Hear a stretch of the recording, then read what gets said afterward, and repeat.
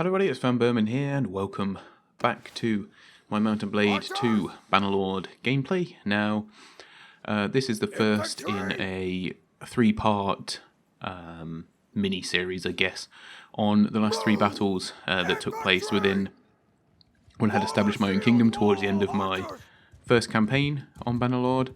The kingdom of Burman trying to claim its second castle, effectively. And while we were besieging the castle, I got a bit ambushed by about 300 and something odd men. You can see the stats right at the start and probably at the end.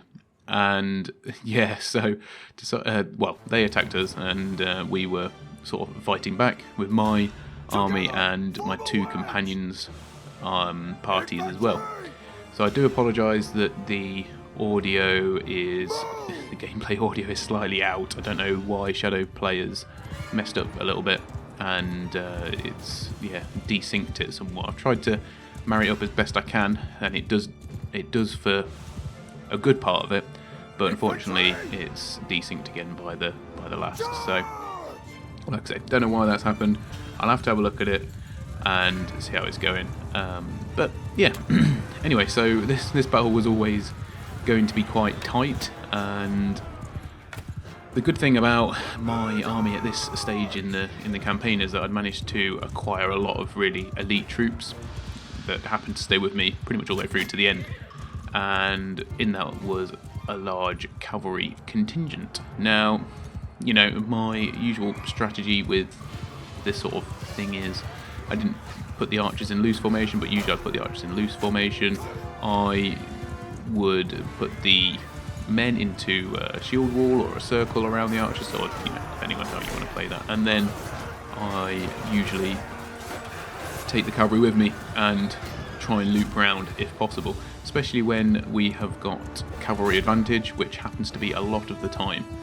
And it really does depend on the ranged ability of your opponent.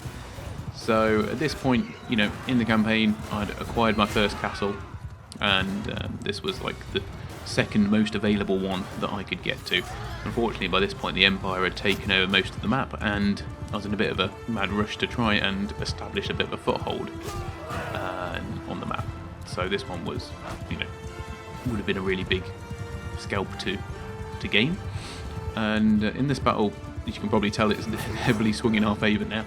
And I think a large part of that is because of my overwhelming advantage with cavalry. I've still not truly mastered the art of fighting on horseback yet, but it is something I've worked on. It's been a very long time since I've played any Mountain Blade. I didn't play any go back and play any Warband in anticipation for this one. So